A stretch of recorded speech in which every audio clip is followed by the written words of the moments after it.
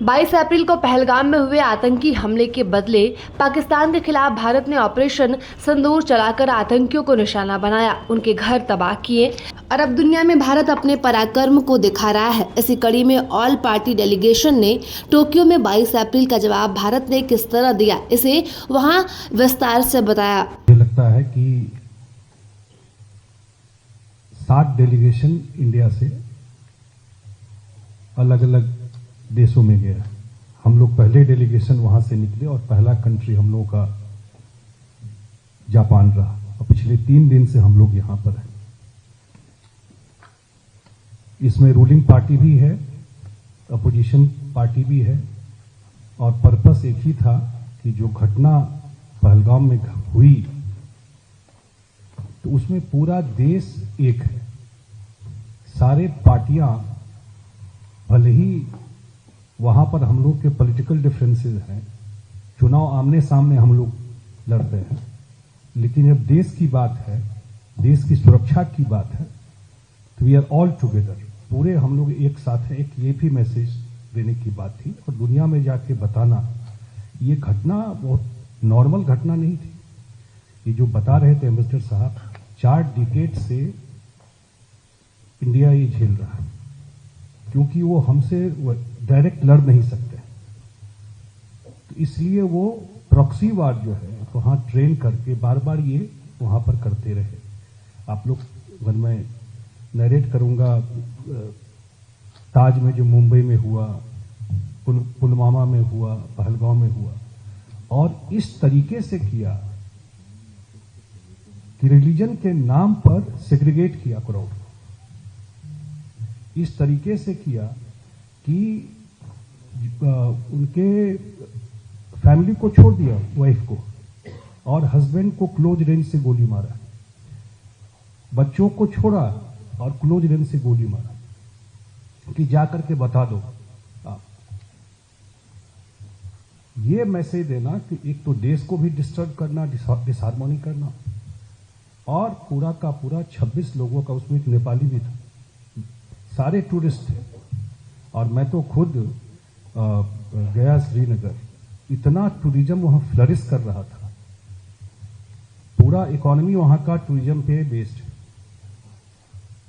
मैं पहली बार देखा शायद कि इतने इस घटना के बाद पूरे कश्मीरी लोग सड़क पे आ गए उसके खिलाफ, जो घटना घटी। तो इतना बड़ा घटना घटा, मुझे याद है 22 तारीख को घटना घटा, 24 तारीख को प्राइम मिनिस्टर हमारे क्षेत्र में थे। मैं बिहार से आता हूं, मधुबनी जिला है। 24 तारीख को मधुबनी में उनका पहले से प्रोग्राम शेड्यूल था और पहली बार इस इशू पर वहीं पर बोले। फर्स्ट टाइम वो इस इशू पर वहीं उनका पब्लिक मीटिंग था और कार्यक्रम था, वहां पर बोले और उन्होंने बड़ा साफ साफ मैसेज दिया कि हम जो न्यू नॉर्मल की बात हुई है कि बैठ करके अब सिर्फ इंफॉर्मेशन शेयर नहीं करेंगे कि आपने कर दिया, हम आपको केवल जानकारी नहीं देंगे, फोन कॉल्स का डिटेल जैसे पास्ट में देते रहे। अब टाइम आ गया है कि जहां भी टेररिस्ट को आप ट्रेनिंग देते हैं, जहां उसका कैंप है, हमें पता है, उसको हम डिस्ट्रॉय करेंगे, आपके सिविलियन पर हम अटैक नहीं करेंगे। और इंडियन आर्मी ने इतना प्रिसीजन से काम किया है कि बिल्कुल न जो टेररिस्ट कैंप थे, न दाएं न बाएं, कहीं नहीं, सीधा का सीधा जहां टेररिस्ट कैंप था उस कैंप को हिट किया गया। और उसके बाद यह भी मैसेज था कि हमारा पर्पस यही करना था, हमारा कोई और एजेंडा नहीं था। लेकिन जब उन्होंने अटैक करना शुरू किया, पूंछ के ऊपर किया, अन्य जगहों पर किया, तो कैसे इंडियन आर्मी ने डिफेंड किया है वो सामने है। रिमार्केबल काम इंडियन एयरफोर्स का और आर्मी का रहा। और उसके बाद जब उन्होंने अटैक किया, इंडियन एयरफोर्स ने उनके 9 एयरबेस, जो एयरबेस है, उसको बिल्कुल डिमोलिश कर दिया, वो भी है। और उसके बाद वहां के जो डीजीएमओ हैं, मीडिया में बहुत तरह की बात आती रही, लेकिन फैक्ट ये है कि जब भी इस तरह की घटना होती है तो डिफरेंट कंट्री, वहां के लीडर, वो एक दूसरे से बात करते हैं कि कोई शांति हो, कोई रास्ता हो। बात करना एक बात होता है, जब रशिया यूक्रेन का वार चल रहा है तो इंडिया भी दोनों कंट्री से बात कर रहा है। लेकिन जब वहां के डायरेक्टर जनरल मिलिट्री ऑपरेशन ने Indian director general military operation को फोन करके कहा कि हम ट्रूस चाहते हैं, सीज फायर चाहते हैं, तो फिर इंडिया भी एग्री करके, ये आज के डेट में स्टेटस यही है। हम लोग का निकलने का पर्पस यही है, क्योंकि हम लोग तो झेल रहे हैं, तो शायद यहां पर उतना नहीं, अब उनको उतना आइडिया नहीं हो या उतना समय नहीं हो, उतना फैक्ट पता नहीं हो, तो दुनिया में सरकार ने तय किया कि नहीं, डिफरेंट जगह जाके ये बताना जरूरी है कि वहां की सरकार ही और आर्मी ही इन्वॉल्व है इस सारे काम को करने के लिए।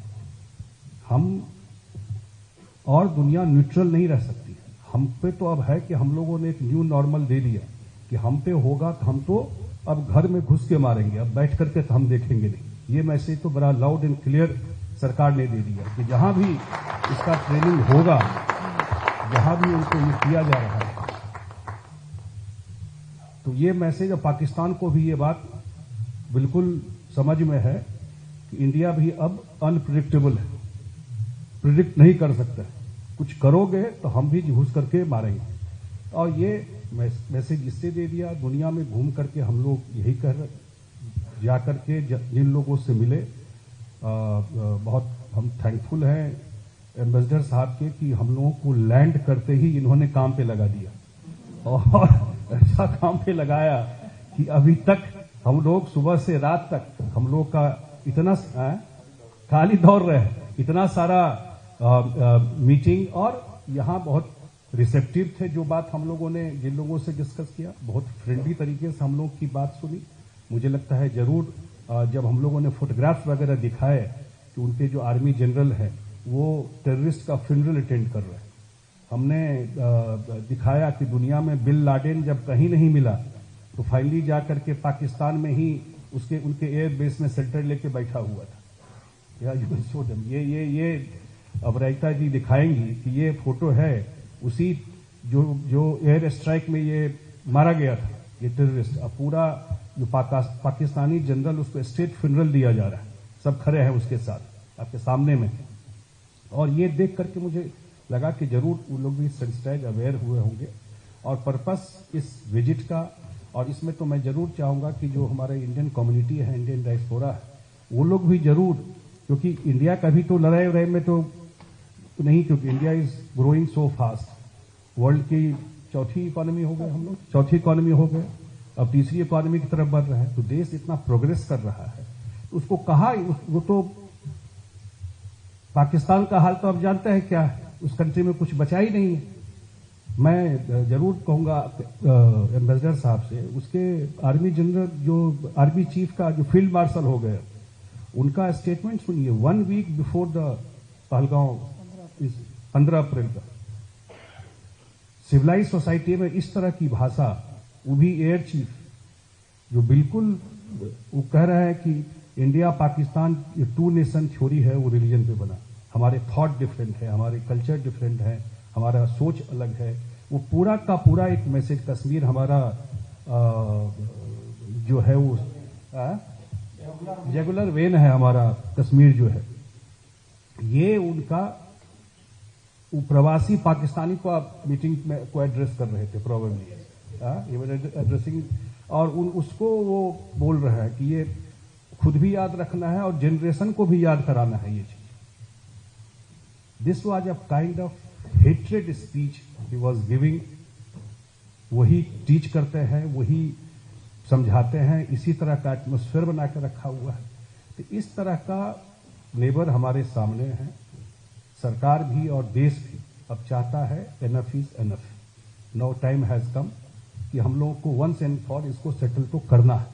और इसीलिए सरकार ने इस बार मैसेज भी दिया है, प्रिपेयर भी है, कोई बात होगा। और एक इशू है जो इंडस रिवर को आप लोग देख रहे होंगे, जो पानी, वो बिल्कुल 80% पानी जो इंडिया का है वो हम पाकिस्तान को दे रहे हैं। ये 2.5 साल से इंडिया कह रहा है कि उसको अब रिनोवेशिएट कीजिए, क्योंकि क्लाइमेट चेंज हो गया है, टेक्नोलॉजी बदल गया है, हमारा इधर पॉपुलेशन का डेमोग्राफी बदल गया है, तो हमको भी जरूरत है, या डैम बनाने का भी टेक्नोलॉजी बदल गया है। और जो सबसे बड़ी बात है, जो प्राइम मिनिस्टर ने कहा, जो अपराजिता जी बेटर बोलती, लेकिन मैं एक बार बोल देता हूं कि trade and terror can not go together, talk and terror can not go together, and water, blood and water can not flow together. बड़ा क्लियर कट मैसेज है, दोनों बात तो नहीं हो सकता है। तो ये है, और हम लोग का लग रहा है कि जो हम लोग का विजिट रहा है यहाँ पर, बहुत सक्सेसफुल विजिट रहा है। जो हम लोग देश से मैसेज लेके आए थे कि भाई विक्टिम हम लोग हैं, हमारे इनोसेंट लोगों को इस फोटो में देखिएगा, शादी हुई थी, वाइफ बैठी हुई है वहां पर, इसमें होगा भी, और हस्बैंड को गोली मार दिया गया है। कुछ ही महीने पहले उनकी शादी हुई थी वहां पर, 1 हफ्ते पहले शादी हुई थी और उनको गोली मार दिया।